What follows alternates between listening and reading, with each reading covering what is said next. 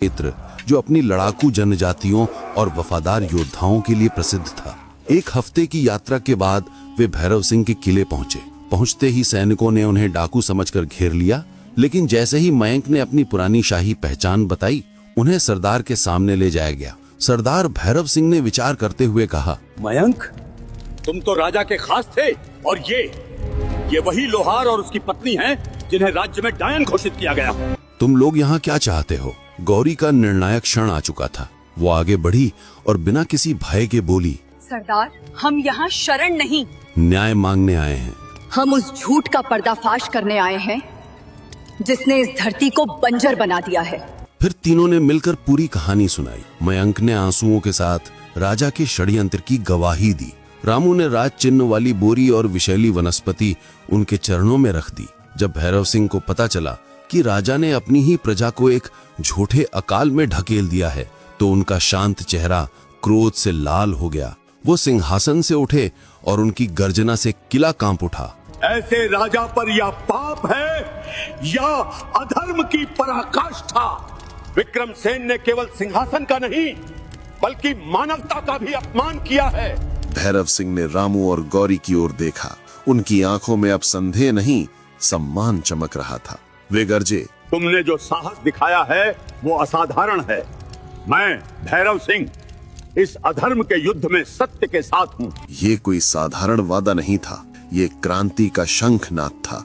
अगले दिन भैरव सिंह ने अपने सभी योद्धाओं और आसपास के गांव के मुखियाओं की एक बड़ी सभा बुलाई। उन्होंने सबूत सबके सामने रखे और मयंक ने सार्वजनिक रूप से गवाही दी। जब लोगों ने सच्चाई सुनी तो उनके दिलों में वर्षों से दबी हुई पीड़ा और भय अब प्रतिशोध की जलती हुई लाल ज्वाला में बदल गए।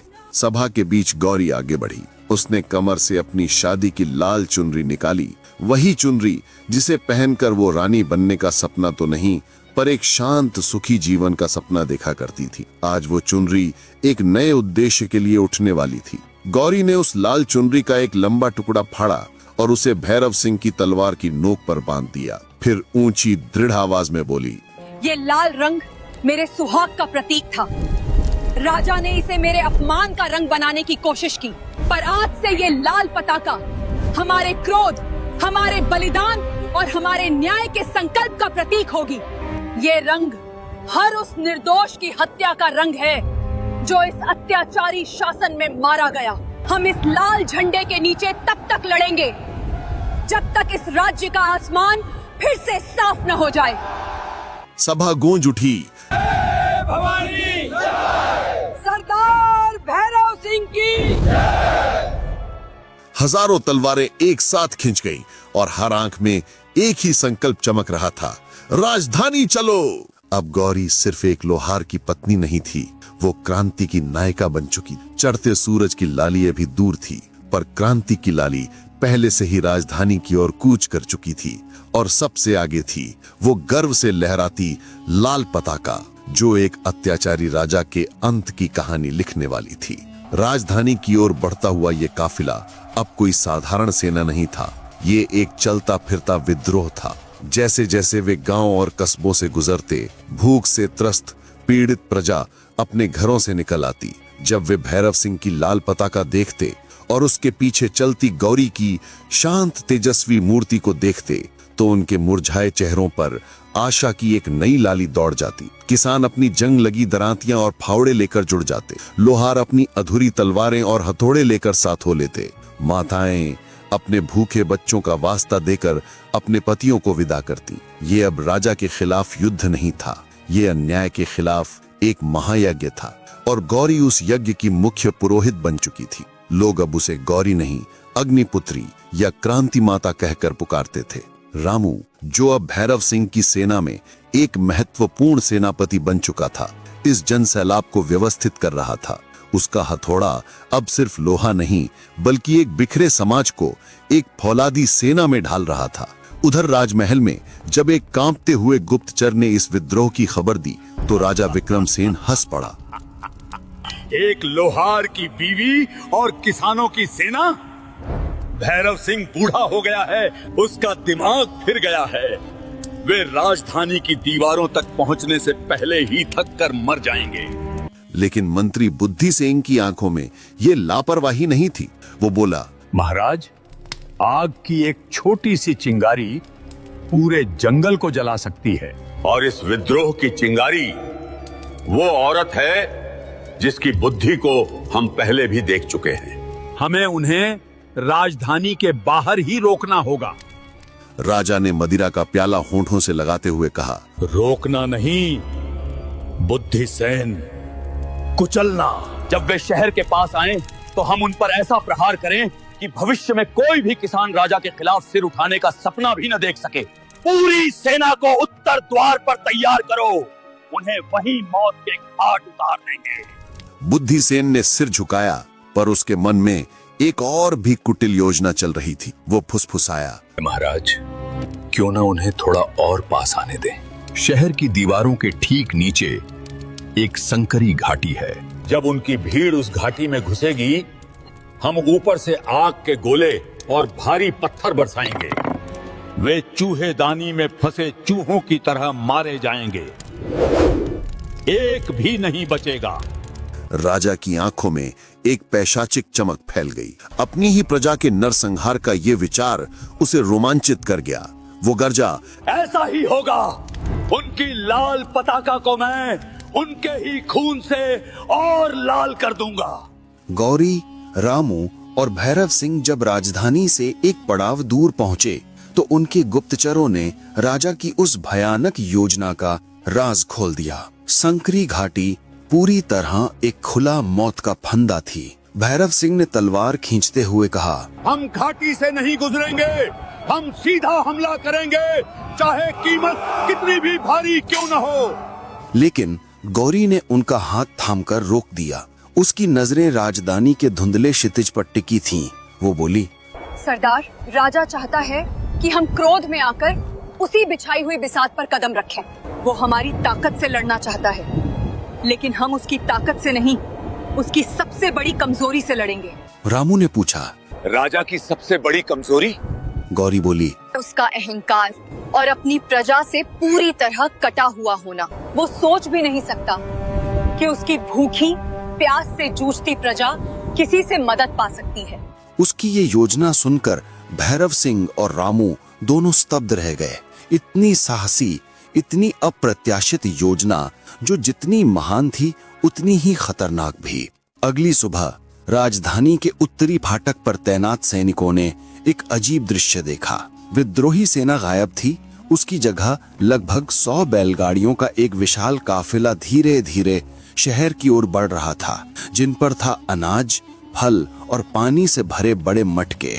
सबसे आगे एक सफेद झंडा, शांति का प्रतीक।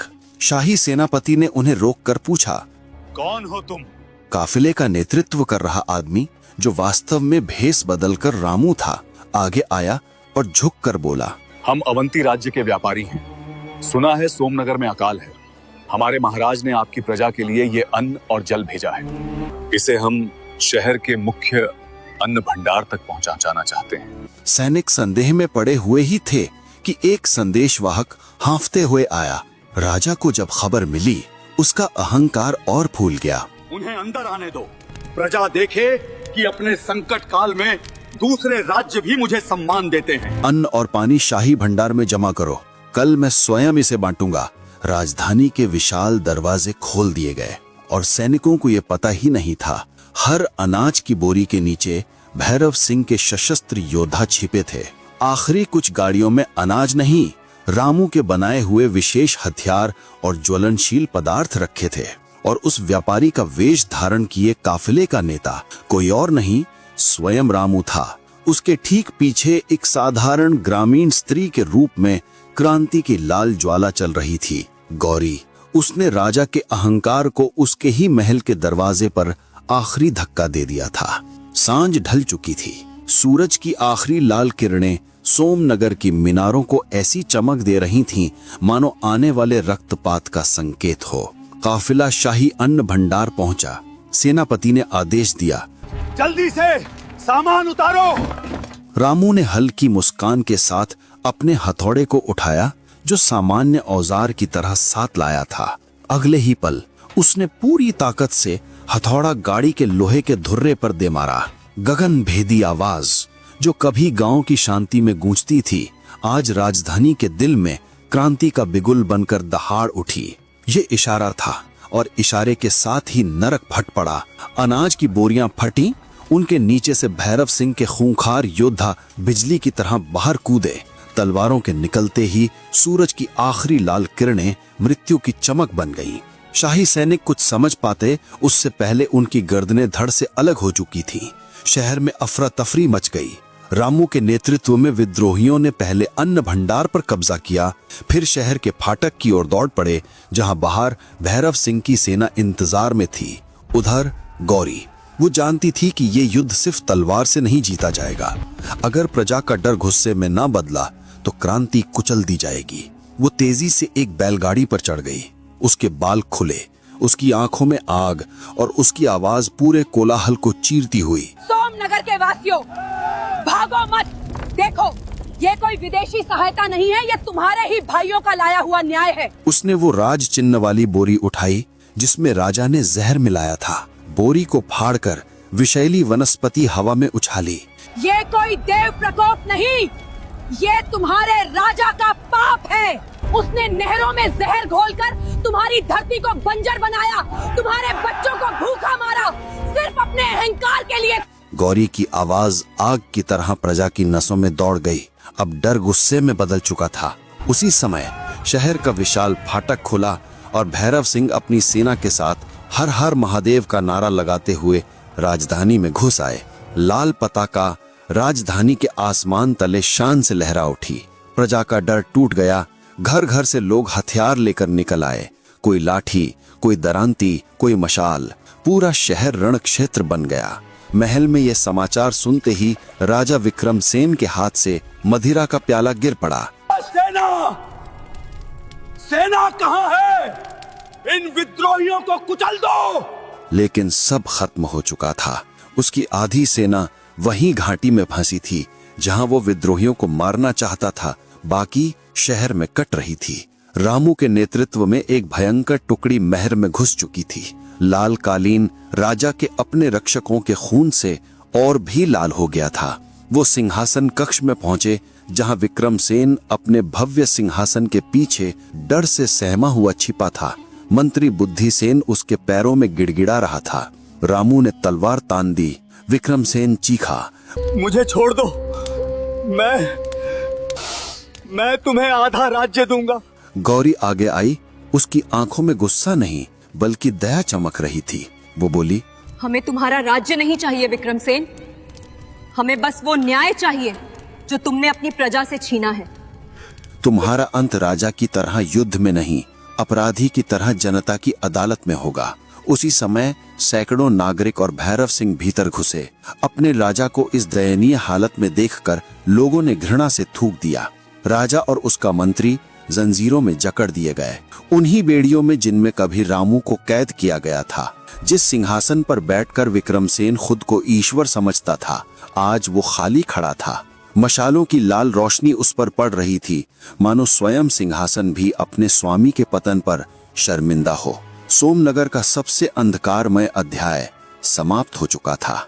क्रांति सफल हुई थी, लेकिन अत्याचार का अंत हमेशा एक नए युग की शुरुआत होती है।